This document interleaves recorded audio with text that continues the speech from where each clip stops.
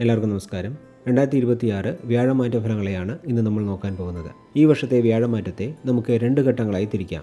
കാരണം 2026 ജൂൺ 2-ാം തീയതി വ്യാഴം തൻ്റെ ഉച്ചരാശിയായ കർക്കിടകത്തിലേക്ക് മാറുന്നുണ്ടെങ്കിലും അവിടെ അധികകാലം നിൽക്കാതെ അതിചാരമായി 2026 ഒക്ടോബർ 31-ന് ചിങ്ങം രാശിയിലേക്ക് മാറും. അതിനുശേഷം 2027 ജനുവരി 25-ന് വക്രഗതിയിൽ വീണ്ടും കർക്കിടക രാശിയിലേക്ക് തിരികെ വരികയും 2027 ജൂൺ 26 വരെ അവിടെ തുടരുകയും ചെയ്യും.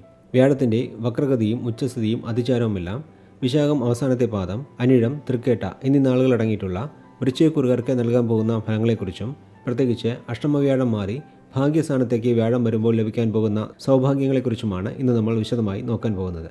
വൃശ്ചികക്കുറുകാരെ സംബന്ധിച്ച് കഴിഞ്ഞ കുറേ കാലമായി അനുഭവിച്ചിരുന്ന വലിയൊരു ദുരിതത്തിന് ശാശ്വതമായ പരിഹാരം ലഭിക്കാൻ പോകുന്ന വർഷമാണിത്.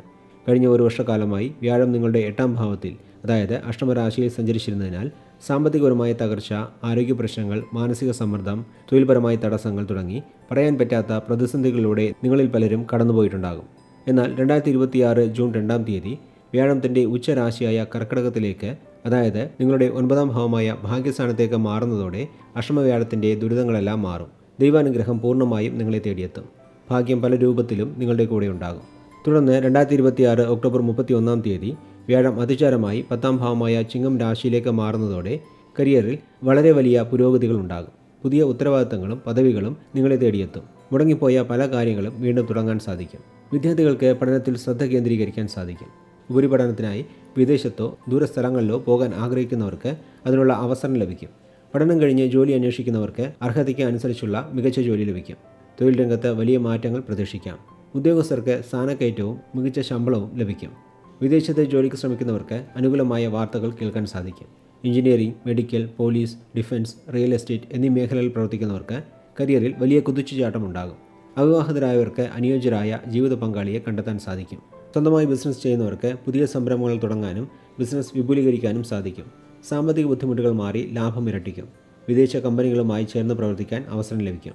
10-ാം ഭാവത്തിൽ നിൽക്കുന്ന വ്യാഴം 2, 4, 6 എന്നീ ഭാവങ്ങളിലേക്ക് ദൃഷ്ടി ചെയ്യുന്നതിനാൽ സാമ്പത്തിക നിക്ഷേപങ്ങൾ വർദ്ധിക്കുകയും കുടുംബത്തിൽ സമാധാനം നിലനിൽക്കുകയും ചെയ്യും. കൂടാതെ പുതിയ വീടോ വാഹനമോ വാങ്ങാൻ സാധിക്കുകയും അമ്മയുടെ ആരോഗ്യകാര്യങ്ങളിൽ പുരോഗതി ഉണ്ടാവുകയും ചെയ്യും.